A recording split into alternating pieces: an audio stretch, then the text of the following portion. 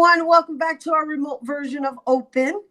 So, since the 1970s, the Citizens Committee for New York City continues to be the nation's oldest microfunding organization that raises money from foundations, corporations, and individual donors to award special projects. They are the lead organization supporting grassroots groups dedicated to improving the quality of life in low income neighborhoods. And so the Citizens Committee is currently focusing on small business industry workers during this pandemic crisis with a new social media campaign called hashtag at their service. And here to share more, we welcome Citizens Committee for New York City CEO, Dr. Rahsaan Harris, who just took on this position.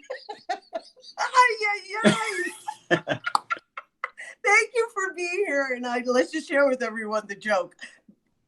So we've had you on Open in the past, and at the time you were the CEO of the Emma Bowen Foundation, which is kind of like an arm or connected to NBC, right? You were in the field of media, and now you've taken on this role as CEO of committee for the Citizens Committee for New York City, which for me sounds like a lot of field work. And you took on this role right when we were being told to pause. Exactly. So Citizens Committee for New York is been around, like you said, since 1975. It was created, interestingly, in a time of crisis. For those who were around in New York City, the federal government basically told New York City to go to hell. The city government was bankrupt. They didn't have money to pay their employees. And Jacob Javits, Jacob Javits and the Javits Center, the Republican senator, and Osborne Elliott, who was the founder of Newsweek, they came together, separate sides of the political aisle, but said, we love New York City, and we're going to be all in to make sure that the city is improved and is there for everyone. So it was during that crisis that we were founded. And interestingly enough, my first day was the first day that New York City had its current crisis. That's because of COVID. I haven't even started with my staff in person. We've not had an in-person office meeting since I've started. Everything's been through Zoom and over Slack, and it's just been incredible. I just want to say, though, it's an honor to be able to lead at this moment when New York City needs everyone to be all in. And so that's why I'm really excited that you have us here on Open, and just really appreciate what you're doing for the Bronx and for all of New York City. Well, absolutely. And I got to say, you were really thrown into the fire. Absolutely. But you know what, though? I think sometimes folks learn by being thrown into the deep end of the pool, sink or swim, and we're definitely swimming. And I think all New Yorkers right now are in that moment, and it's important for us that can provide life preservers, so to speak, to make sure that everyone can be okay. That's a good term. That's a good reference, because I want people to learn a little bit more about the Citizens Committee for New York City, because it's not an organization that does handouts. It's an organization that galvanizes communities to be able to preserve themselves. And so I understand that there's a distribution that happens throughout the 5 boroughs. And so can you talk a little bit about how the funding is raised and how it's distributed? No, yeah, that's a great question. So to be extremely, hopefully simple and clear, our mission is to help bring New York City citizens together, New Yorkers together, to improve the city. And we're most excited when we bring folks in the most vulnerable communities together to improve the city. So as you said, it's not a handout. It's really providing opportunities for community leaders to make the improvements and the changes that they've identified. So we've given out small grants historically. Last year, for example, we gave out approximately 600 grants for approximately $2,000 each across the 5 boroughs. So that's helping Block associations, that's helping after-school programs, that's helping organizations that are working with immigrants to help them solve the problems that they have identified. How do we raise that money? We raise that money by primarily, we have this one huge dinner that, thank God, took place in February before the whole city was on lockdown.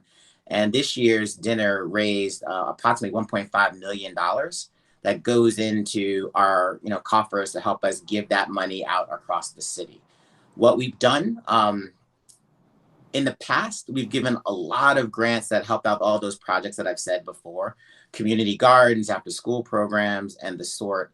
And right now we're pivoting because we recognize that basic needs aren't being met in this time of COVID. People are losing their jobs. Folks are having difficult time finding food because the grocery stores and the places where they get them are closed down. Folks' mental health and their physical health, sometimes they're in question, and definitely our elders need more support. And so we're focusing our efforts right now to make sure that we're taking care of those basic needs so that all New Yorkers can thrive. Right, which leads us to the new campaign that you're about to launch, and it's geared more towards small businesses as well as industrial workers. So let's talk a little bit about that. Yeah, so at their service, so here's the secret. You're hearing it first. I was talking to one of our board members, and they said, we want to do something that helps some folks that have been helping us the whole while. And she put her hand through her hair, and she's like, I haven't had my hair done in a long time, and I don't know when I'm going to be able to go to my salon. And that might seem like a little bit of put on, and it doesn't make you happy that you don't necessarily look your best.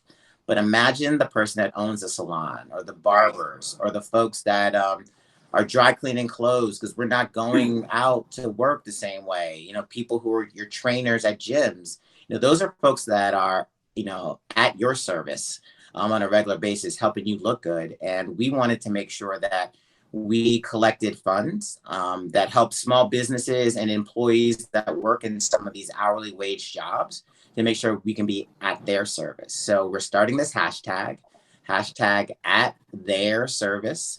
And this campaign will definitely be going through the month of May. We're trying to raise $30,000 to be able to put into the small business fund that we're doing. And I'll speak briefly about that. Our initiative around COVID has 3 components, but one of them is small business assistance. We're starting with this one fund that we're able to start through the Hudson Yards project, the West Side Community Fund. We started a fund giving out, right now the fund's at I think $180,000 that we're giving out to small businesses there. We're prioritizing person of color and immigrant led businesses because many of those folks didn't get access to capital from their banks or from the federal response to PPP. You might have heard that right. Some and of the so larger companies what's the process for them to access that or even qualify for that? Yeah, so let me talk about the federal response first. You had to be in the know. You had to know where the website was. You had to have a relationship with your bank, and then your bank had to be able to process it quickly enough to get it to the Small Business Alliance. And a lot of businesses of color, are partially organized and have some relationships, but unfortunately, just looking at the data, they're rejected for loans more often than their white counterparts. They don't have access to banks the same way their white counterparts have. And especially if you have a different immigration status, like you're new, you don't necessarily know those networks to get access to that money. And in particular for the federal response, the Paycheck Protection Program, you had to get in fast. The ones that got in fast got their, in line to get that funding. So if you don't have those relationships, you don't have the speed to work quickly. So our process is one, yes, you have to find our website, but we're going through local politicians and going through our mailing list for the area that we're doing. But we're also prioritizing folks that didn't get the funding and folks that might have been missed over. So the things that might have been, an impediment or disadvantage in the other process, we're making sure that we're looking at you first for our process because we want to make sure that this is equitable and every business and every person, no matter what background you have, has a chance. So we're starting in Chelsea. But as we grow our fund, we're looking to raise $500,000 so that businesses from all across the 5 boroughs can apply. And so what website would they go to begin applying to register? So they can go to citizensnyc.org/grants, or they just go to citizenscommittee.org and navigate our website, and you'll be able to find out how to get on our mailing list and also where they can apply.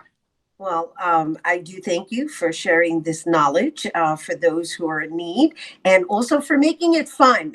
Because again, we're back to the At Their Service campaign, which is launching. And I wanted to make sure that everybody knows that the idea behind the hashtag is not only to, of course, participate, but to make a donation in the form of what you would normally pay to get a haircut and or get your nails done, and whatever that service is. It's so that it goes into a pot that you guys are going to distribute to those industry workers.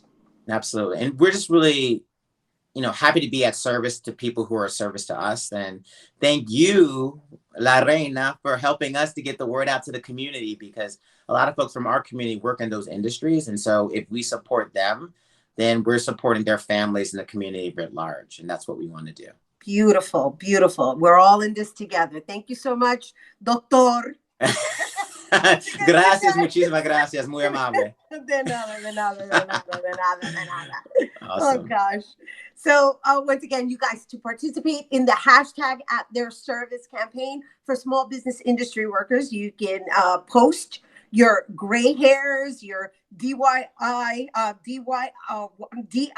excuse me, haircuts, the do-it-yourself, and chip nails, which I'm probably going to post. And make sure you tag Citizen on Instagram, and of course, they're at Citizens Committee.